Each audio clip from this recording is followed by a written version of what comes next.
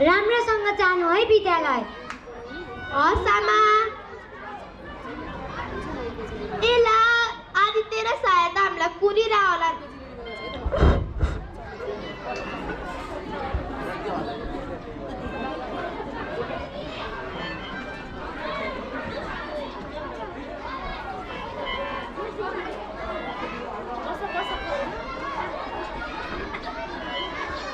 नमस्कार भाइ बहिनीहरू।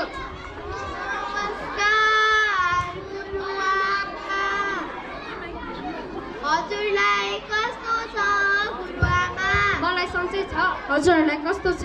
हामीलाई सन्चै छ गुरुआमा। ल बस्नुहोस् सबैजना। धन्यवाद गुरुआमा। आज म तपाईँहरूलाई एउटा प्रश्न सोध्न चाहन्छु। हस् गुरुआमा। हजुरहरू भविष्यमा के बन्न चाहनुहुन्छ र हजुरको भविष्य के छ? ल अब युनिकाबाट सुरु गरौँ। गुरुआमा म भविष्यमा डाक्टर।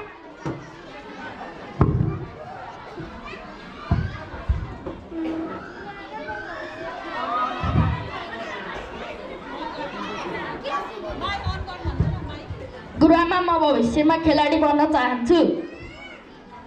गुरुआमा म भविष्यमा प्रहरी बन्न चाहन्छु। सबैलाई धन्यवाद।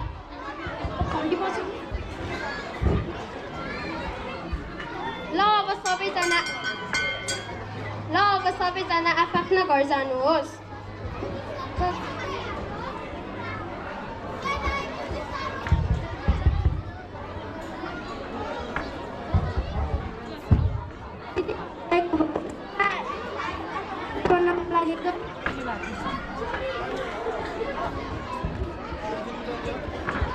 दिदी हजुरलाई भविष्यमा किन डाक्टर बन्न मन लागेको?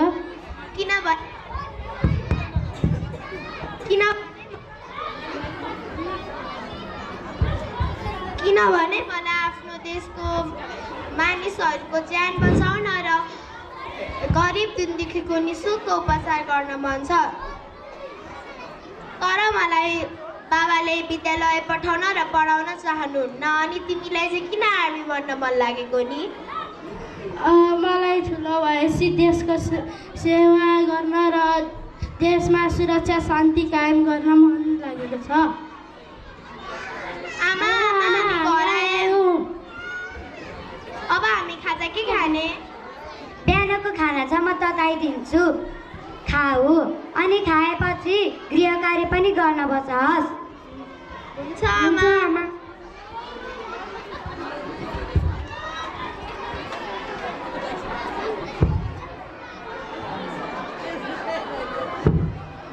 तेरा बाबु छते तेरी आमा छती तेरा बगीचा तेरा पति तेरा सरकार खेती तेरा बाबु छते तेरी आमा छती। ओए ढोका खोल। आमा बाबा आउनु भयो जस्तो छ। हो र आज तिम्रो बाबाले फेरि रक्सी खाएर आउनु भएको जस्तो छ। ओ युनिका त यता भाइ परिरहेको ठाउँमा के गरिरह? जा खुरुके आमालाई सहयोग गर्न। बाबा मलाई पनि भविष्यमा पढेर डाक्टर बन्न मन छ। भन्छस् त डाक्टर त पढेर के काम? त बिहे गरेर पढाइ गरेर जाएको। जा खुरुके आमालाई सहयोग गर्न।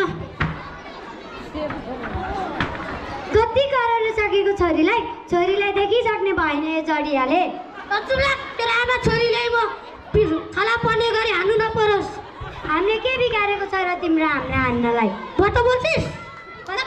बचाऊ हामीले कसैले बचाऊ। मार्नी भयो आज यो जडिया। आमा र दिदीलाई नगुल्नु। बाबु तिमी पढ जाऊ। काकी मेरो बाबाले खाएर आएर आमा र दिदीलाई कुट्नु भएर छिटो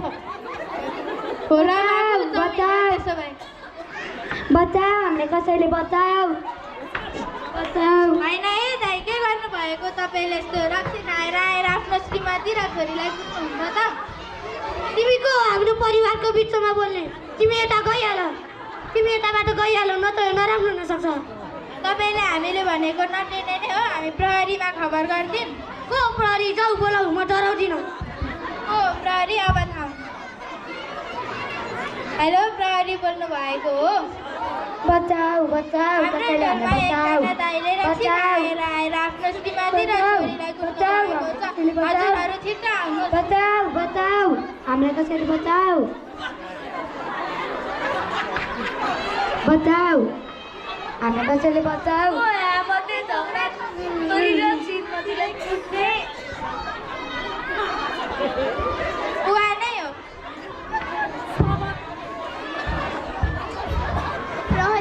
प्रहरी अङ्कल मलाई बाबाले विद्यालय पनि पठाउनुहुन्न भाइले मात्र पढ्ने हो भन्नुहुन्छ भाइलाई मात्र माया गर्नुहुन्छ आजदेखि श्रीमती र छोरीलाई कुट्ने कि नकुट्ने नकुट्ने छोराछोरी मध्ये भेदभाव गर्ने कि नगर्ने नगर्ने छोरीलाई विद्यालय पढाउने कि नपढाउने नपढाउने पढाउने छोरी मलाई माफ गर्यो अब म तिमीलाई कहिले हेला गर्ने छैन र सधैँ विद्यालय पठाउने छु मलाई र आमालाई दुःख दिने सजा हजुरले भोग्नै पर्छ त्यसैले हामीले छोरा र छोरी बीच भेदभाव नगरौँ धन्यवाद निकै नै